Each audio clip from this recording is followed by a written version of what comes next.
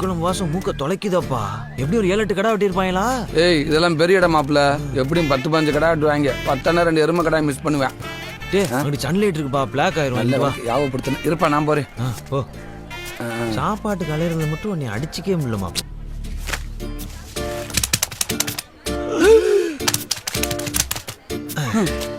என்ன ஏன் நரம்பு தளர்ச்சியா? ஏன் இல்ல அடுத்தவன் ஒரு அள்ளி வைக்க கை இப்படி நடுங்குது.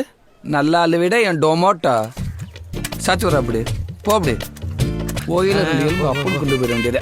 நீ வாயா, இந்த கறி குழம்ப நல்லா அந்த தொட்டியில ஊத்தணும். டேய் என்னங்கடா கறி குழம்பு மட்டும் சாம்பார ஊத்துறீங்க? சோத்துல சாம்பாரா? அப்ப கறி குழம்பு? கறி குழம்பா? நாங்க எப்படா கறி குழம்பு ஊத்துறோம்னு சொன்னோம்? நீங்களாம் நினைச்சுக்கிட்டா அதுக்கு நாங்க பொறுப்பாக முடியுமா?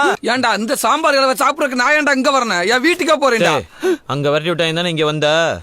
போற இடத்துல எல்லாம் பொரட்டா எதிர்பார்க்கறது. மாப்பிள்ள எங்க அம்மா மேல சத்தியமா கறி குழம்பு வாசம் வந்துச்சு மாப்பிள்ள. விடுறா, கடவுள் நீங்க நமக்குன்னு ஒதுக்குன உணவு இந்த சாம்பார்.